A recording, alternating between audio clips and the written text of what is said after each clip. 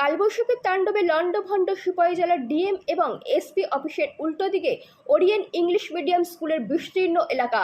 বৃহস্পতিবার ভোরে ঝড় বৃষ্টির তাণ্ডবে বিস্তীর্ণ এলাকায় ব্যাপক ক্ষয়ক্ষতি হয়েছে। জানা গিয়েছে, বৃহস্পতিবার ভোর রাতে কালবৈশাখীর তাণ্ডবে ধ্বংস বেসরকারি ইংলিশ মিডিয়াম স্কুল। তাছাড়া ঝড় বৃষ্টির তাণ্ডবে বিস্তীর্ণ এলাকায় ব্যাপক ক্ষয়ক্ষতি হয়েছে। বিদ্যুৎ বিচ্ছিন্ন হয়ে বহু এলাকায় দিশাহীন মানুষ। কালকে কালবৈশাখী ঝড় আসাতে স্কুল পুরা ধ্বংসপথে হয়ে গেছে। বজ্রপাত, বিদ্যুৎ যেভাবে, তুফান যেভাবে হয়েছে, তার ফলে আমাদের স্কুলে এইভাবে ক্ষতিগ্রস্ত হয়েছে।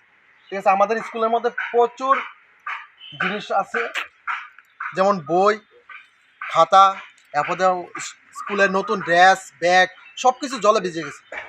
এছাড়া যদি এই স্কুলের মধ্যে যদি স্কুল চলাকালীন সময় যদি এইভাবে যদি বজ্রপাত বা তুফান যদি হইতো, তাহলে আমাদের স্কুলের স্টুডেন্ট অনেকটা ক্ষতিগ্রস্ত হইতো।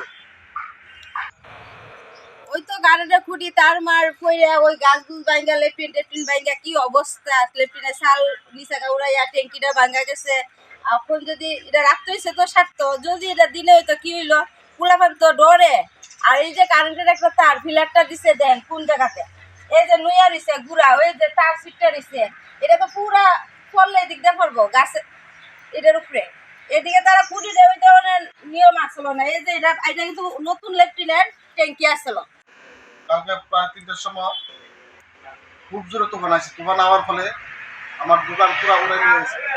প্রায় দোকানের মধ্যে প্রচুর জল আটকে গেছে। আটকা যাওয়ার ফলে প্রচুর মাল নষ্ট হয়েছে, প্রায় লাখ টাকা ক্ষতি হয়েছে। তাই সরকারের কাছে আমি একটা ক্ষতিপূরণ চাই। এই ক্ষতিপূরণ দেওয়া, তো আমি যদি দোকান ঠিক করতে পারি তো ব্যবসা বাণিজ্য করতে পারবো।